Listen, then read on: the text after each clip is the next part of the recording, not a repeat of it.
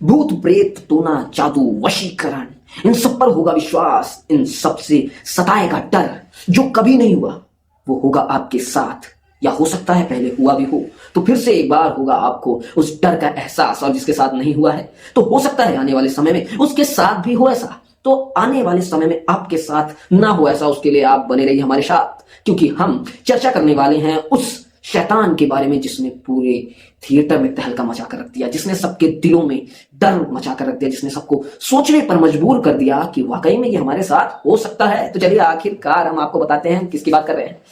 आज तक आपने काफी सारी हॉरर मूवी देखी होगी, लेकिन शैतान जैसी मूवी शायद आपने बॉलीवुड में कहीं देखी होगी। वैसे तो बॉलीवुड को रीमेक का बाप कहा जाता है। जी हाँ, पूरी दुनिया में अगर किसी को सबसे बड़ा ट्रॉफी दी जाए रीमेक के मामले में, कॉपी के मामले में, तो वो बॉलीवुड है। लेकिन हमारे अजय देवगन साहब एक ऐसे हीरो हैं, एक ऐसे डायरेक्टर हैं, एक ऐसे प्रोड्यूसर हैं जो कि रीमेक इतनी खतरनाक बना देते हैं कि लोग ओरिजिनल मूवी देखना भूल जाते हैं। ओरिजिनल देखना तो छोड़ो, सोचना ही भूल जाते हैं कि इस मूवी का कोई ओरिजिनल पार्ट भी होगा।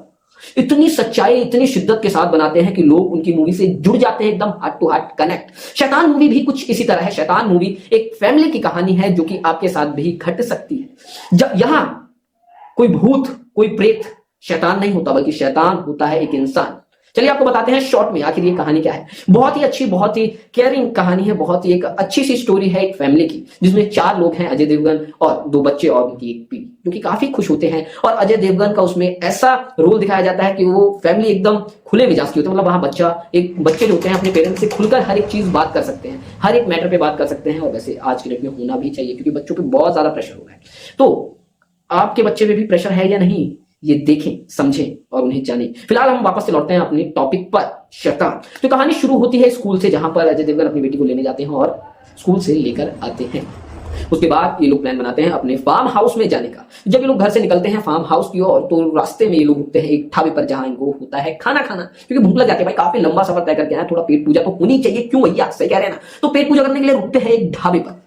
अब ढाबे का खाना तो जानते हैं आप, कितना ज्यादा मक्खन, कितना ज्यादा तेल, कितने ज्यादा मसाले, कितने ज्यादा मिर्ची, मतलब हर एक चीज में एक्स्ट्रा ऑर्डिनरी सब कुछ होता है, जो कि उनकी बेटी को पसंद नहीं आता है। सब लोग खाते हैं लेकिन उनकी बेटी नहीं खाती है। किसकी? अजय देवगन की भैया, जो कि इस मूवी में प्ले कर रही है अजय देवगन की बेटी का कैरेक्टर, जिनका नाम जानकी है। और आपको ये बता दें कि ये जानकी वही है जिन्होंने इस मूवी की ओरिजिनल पार्ट वश में काम किया था।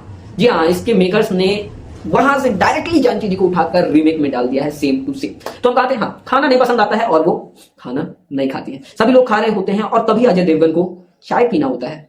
उसके लिए वो जाता है टोकन लेने के लिए, लेकिन उसके पास होता है बड़े बड़े कैश। छुट्टे नहीं होते ना। अभी क्या करें आज के टाइम पे यार, फोन पे पेटीएम वालों ने यार छुट्टे रखना ही छोड़ दिया जब से फोन पे एटीएम आ गया। तो सो गाइस, उसके पास होता है छुट्टा नहीं। छुट्टा नहीं होता तो उसे चाय नहीं मिलती, तो वापस आ जाता है वो अपनी टेबल पर और खाना खाने लगता है। लेकिन तभी वहां पर एंट्री होती है उस इंसान की जो इनकी लाइफ में शैतान का काम करता है।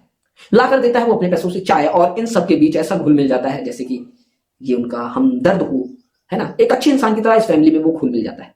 और अब जैसा मैंने बताया कि अजय देवगन की बेटी यानी जानकी जी को खाना पसंद नहीं आता, तो वो इस तरह से ट्रीट करता है उस बच्ची को कि उसका खाना वो खुद खा ले और उस इंसान का खाना वो जानकी खा ले। तो वो लड्डू में मिलाकर कुछ ऐसा देता है जानकी को कि वो जानकी उस लड्डू को खाने के बाद सब कुछ भूल जाती है। धीरे धीरे धीरे उस लड्डू का असर होता है और वो उस इंसान के वश में आ जाती है। ये तो हाँ स्टार्टिंग। जैसे ये लोग यहां से जाने लगते हैं तो एक बिस्किट में मिला के फिर कुछ ये उस बच्ची को देता है और कहता है फार्म हाउस पहुंचने के बाद वो इसे खा ले, और वो उसकी बात मान भी लेती है। इससे पता चलता है कि धीरे धीरे उसका असर शुरू हो रहा है, धीरे धीरे वो वश में आ रही है। उसके बाद ये पहुंचते हैं अपने फार्म हाउस पर। सभी लोग घर के अंदर चले जाते हैं, फल मस्ती करते हैं, स्विमिंग पूल पे नहाते हैं, सब कुछ करते हैं। लेकिन बच्ची कार में बैठकर वो बिस्किट खत्म करती है, जैसा कि उस इंसान ने कहा था। उसके बाद जाती है, वो भी मस्ती करती है, सब लोग नहाते हैं। उसके बाद अजय देवगन की वाइफ छत पर जाती है और बाल सुखाने लगते हैं। तभी वो क्या देखती है घर के बाहर, कि वो इंसान उनके घर के बाहर खड़ा है जो कि उन्हें ढाबे पर मिला था। वो देखकर शॉक रह जाती है और दौड़ के आती है, अपने पति को बताती है। अजय देवगन देखता है और उससे कहता है कि मिलते हैं, क्या बात है भाई, क्यों आया है। वो जैसे ही अब स्विमिंग पूल से निकलते हैं और घर के अंदर एंटर करते हैं कि देखते हैं वो ऑलरेडी घर के अंदर एंटर कर चुका है और सारी चीजों को भाप रहा है। धीरे धीरे धीरे धीरे धीरे वो रुक जाता है वहां पे कुछ टाइम के लिए, बहाना करके। वो लोग भी सोचते हैं चलो कुछ टाइम के लिए है, चला जाएगा, और वो उन्हें रहने देते हैं कुछ टाइम के लिए, जब तक कि उस इंसान का फोन चार्ज नहीं हो जाता। चलो ये तो था उसके रुकने का एक जरिया जो उसने बहाना बनाया था, है ना। उसके बाद शुरू होती है कहानी। सब लोग अपने कपड़े चेंज करने के लिए चले जाते हैं, लेकिन जानकी वो कपड़े चेंज करके आती है, उसके पास बैठती है और वो उसे पता भी नहीं होता कि वो इंसान जो सामने बैठा हुआ है उसने उसको वश में कर लिया। वो सारी जानकारी उससे ले लेता है अपने पास बैठाकर। उसके बाद शुरू होता है मौत का तांडव। जी हाँ, उस घर में छा जाती है एक काली रात, एक काला साया उस इंसान का जो शैतान है, इंसान के रूप में इनकी लाइफ में आया है।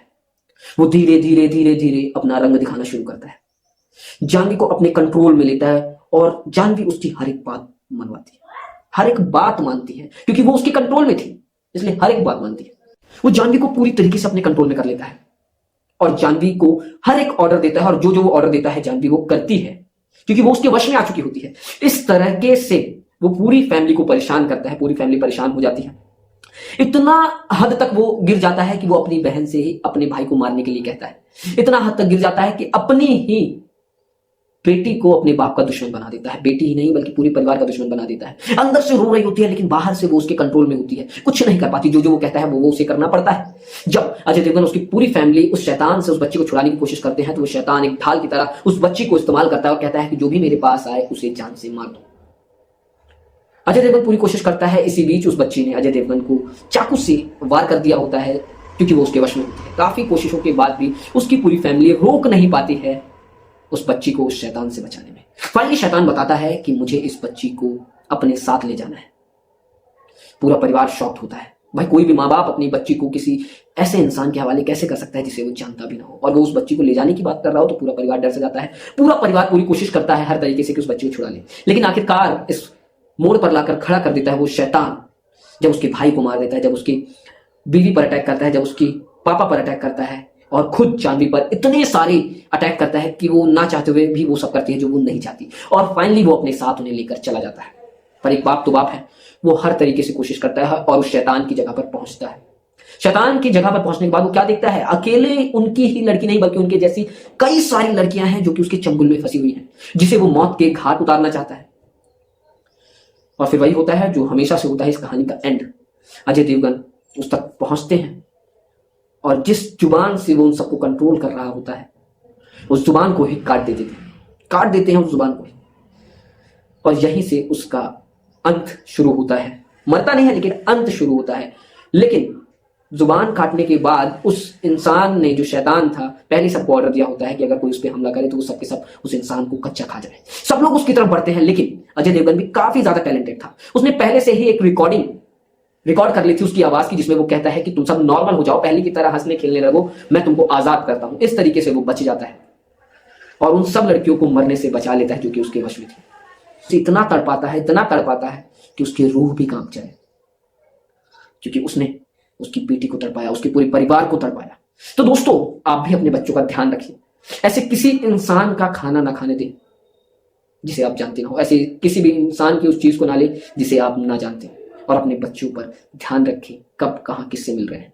ये तो थी एक फिल्म, लेकिन हकीकत में भी आपके साथ ऐसा हो सकता है। इस मूवी को देखने के बाद आप जरूर समझ जाएंगे कि आखिर ये मूवी किस बेस पे है। टोटल इमोशन है, टोटल ड्रामा है, टोटल हॉरर है।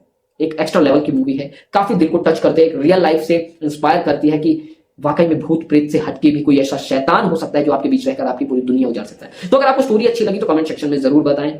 और इस मूवी को देखने के लिए नीचे आप देखें, मैंने डिस्क्रिप्शन पे एक ऐप की लिंक डाली है, वहां से आप इसे फुल मूवी देख सकते हैं। अगर आप सिनेमा घर नहीं जा पा रहे हैं तो घर पे बैठ के आराम से देख सकते हैं फुल मूवी। वही नहीं बल्कि हर एक वो मूवी जो कि न्यू थिएटर में रिलीज हुई है, दूसरे तीसरे दिन आप आराम से उस ऐप पर देख सकते हैं। तो गाइस, अगर आपको अच्छी लगी तो चैनल को सब्सक्राइब करके लाइक कर दो। नेक्स्ट वीडियो के लिए रेडी रहें, फिर से खतरनाक मूवी के बारे में लेकर आ रहा हूं मैं, है ना। आज के लिए इतना ही। राधे राधे।